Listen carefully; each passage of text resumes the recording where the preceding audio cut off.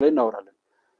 ከፋፋይ ትርክቶችና ስራዎች ለጠላቶቻችን ብቻ የሚጠቅሙ ሲሆኑ እኛን ግን የሚያጠፉ መሆናቸውን ተረድተን ከከፋፋይ ትርክቶችና ከከፋፋይ በሽታዎች ነገሮችን በራሳቸው ለመረዳትና ለማወቅ በማያስችል ሁኔታ የተጣመመ ፍርድ ሰጠን በዛ ጠማማ ፍርዳችን እንዳንጠፋ ጥንቃቄ አድርገን ብንሰራ ጥሩ ነው።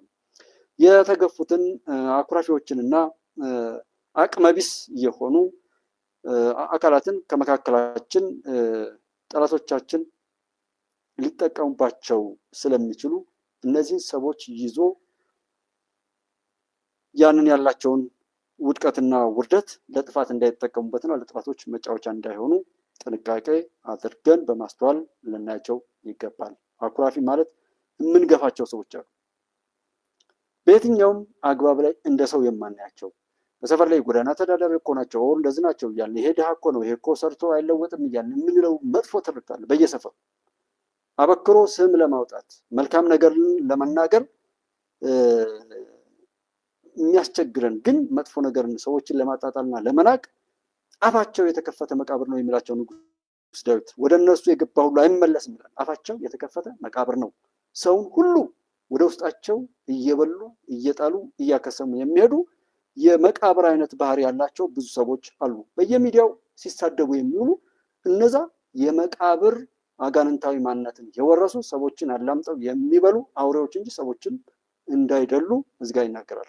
ሰዎችን ከማበረታታት ከመደገፍ ይልቅ እግራቸውን እያዝን እየጎተትን የምንሄድበት ነገር በጣም መጥፎ ስለሆነ እነዚህን አኩራፊዎች አቅመቢሶችን እና ስኬት የራቃቸውን ሰዎች ጠላት እስኪሞቱ ድረስ ለጥፋት ሊጠቀምባቸው ስለሚችል ከእሱ አንጻር የሚሆነውን ለማድረግ ጥሩ የሆነ አረዳድ ሊኖረን ይገባል። አጫጭር ነው የማደርገው፣ እንደውም ደቂቃ በጣም አደብኝ።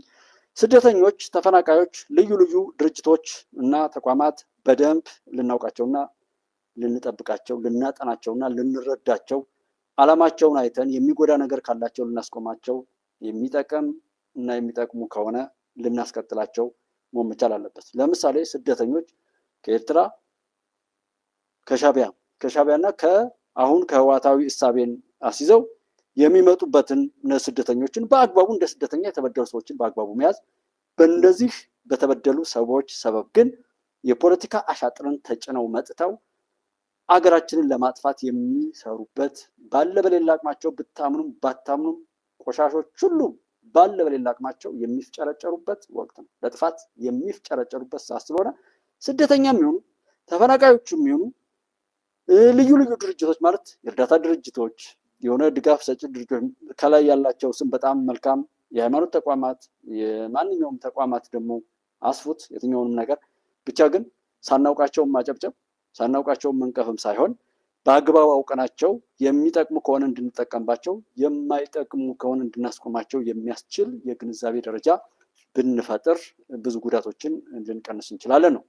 ብዙ ዋጋ ከፍለው ሀገርን እና ሕዝብን የጠበቁ አካላትን አለማክበር፣ ጀግኖቻችንን መናቅ፣ አለማክበር፣ አለመደገፍ፣ እውቅና አለመስጠት አንድ ጀግኖችን ከወራዶች ጋር እንዲሰለፉ ያደርጋቸዋል። ሀገር ከሸጡ ሰዎች ጋር እነሱ በዛም በዚህም ላይ ስለሆነ ሰው ነገሮችን በባለቤትነትና ለሀገር ዋጋ የከፈሉ ሰዎችን ልጆቻቸውን እነሱን የማወቅ የመጠበቅና በክብራቸው የመጥራት ነገር ብዙ ጀግኖችን ይፈጥራል። ጠላቶቻችን ህወሓትና ሌሎች ጨምሮ ሲሰሩት የነበረው ጀግኖችን ማዋረድ፣ ተስፋ ማስቆረጥ፣ ለሀገር ዋጋ የከፈሉ ሰዎችን በየመንገዱ መጣል፣ ከዛ ይልቅ ውሸትን የቸረቸሩ ሌቦች ወራዶችንና ውሸታሞችን አሁን በየሶሻል ሚዲያ ላይ የምናያቸው ውሸታሞችን እያጨበጨበ የሚሸልም ማህበረሰብ እንዲፈጠር ተቋማት እንዲፈጠሩና በኤኒሚንስ እውነትን መውደድ ነውር ኃጢአት እንደሆነ እንዲቆጠር የማድረግ አይነት ልምድ አውርሰውናል። ሰው ከዚህ ወጥተን ብዙ ዋጋ የከፈሉ ሰዎችን የመለየትና በዋጋቸው ልክ ከበሬታ ለመስጠት ጥረት ማድረግ፣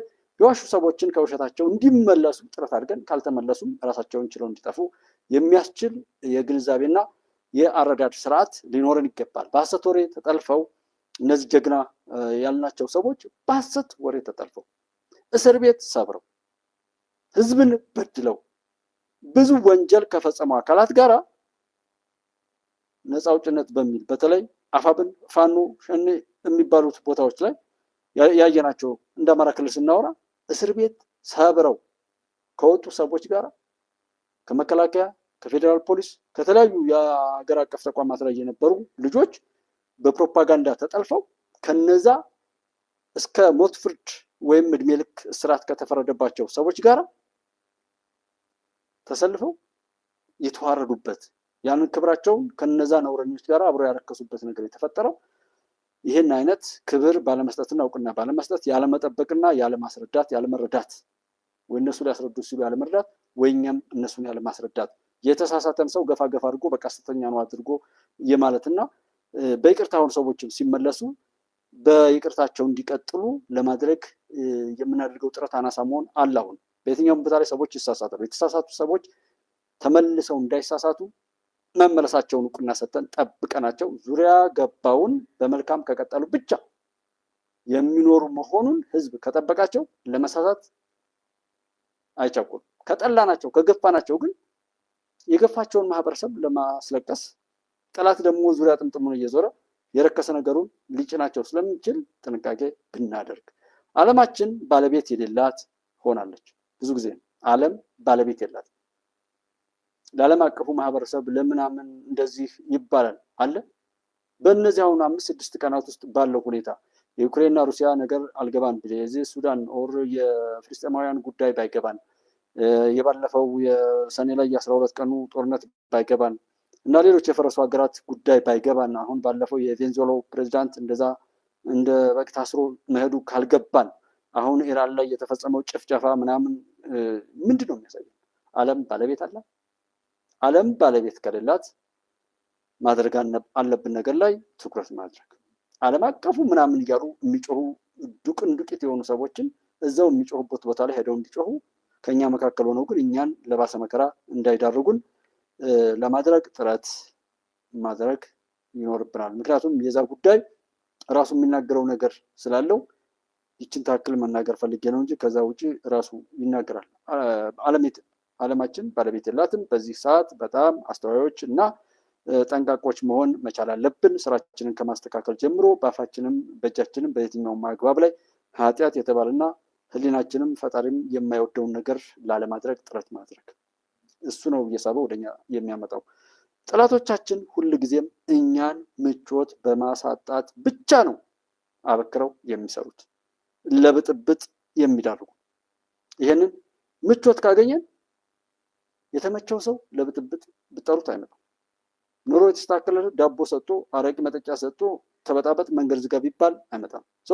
እነዚህ አሁን ዲዲአር ላይ የህወሓትና ሌሎች ሰዎች ላይ ከዚህ ጋር ሰዎች ምቾት እንዲያጡ ልጆቻቸው ከትምህርት ቤት ብሶት እንዲሆን መንገድ እንዲዘጋ ህይወታቸው እንዲስተጓጎል ከዛም የሆኑ የውሸት ትርክቶች በላይ የሆኑ ተስፋ እንዲቆርጡና ባለ በሌላ አቅማቸው በቃ አጥፍተው እንዲጠፉ የማድረግ አይነት ባህሪ ነው ያለው ሰው። እንደዚህ አይነቱን ነገር አውቀን ወደ ምቾት መግባት ያለባቸውን ሰዎች እንዲመቻቸው ማድረግ።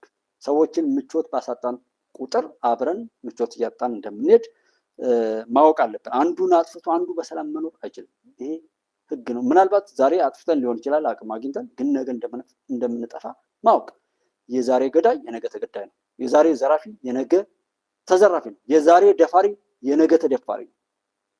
የዛሬ ማንኛውም ነገር ስኬታማ ጦር አሸነፈ እንኳ ቢባል ውስጣዊ ልቅሶና ዋይታው እንደቀጠለ ሆኖ ነገ ግን በባሰ መልኩ ያንን እንደሚከፍል አለመርሳት። የትኛውም ጫፍ ላይ ቢሆን ማንም ከዚህ አይነት ፍርድ ስለማያመልጥ ዋናው ነገራችን ከቻል ለሌሎች መልካም በማድረግና ሳናውቅ ችግር የለበትም።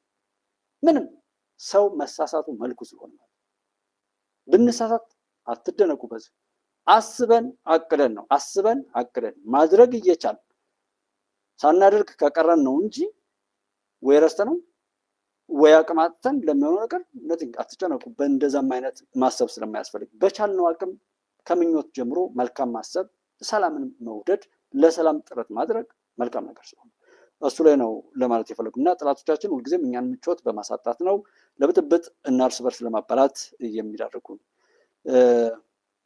ገፊና ተገፊ በመፍጠር ማለት ነው። ገፊና ተገፊ ለምሳሌ አንዱ የተመቸው አስመስሎ አንደኛው ደግሞ የተበደልክ ነው ብሎ በዚህ ምህዋር ውስጥ ሰዎችን ማንሳፈፍ ማንሻፈፍ። ዛሬ ሰው ወንጀል መስራት የጀመረ ሰው ለጥላት ተመቸው፣ የጥላት ቁስ ነው። ዛሬ የምንሰራውን ቆሻሻ ነገር እነሱ አሰናድተው ያንን እየተረኩ በዛ እየገፉ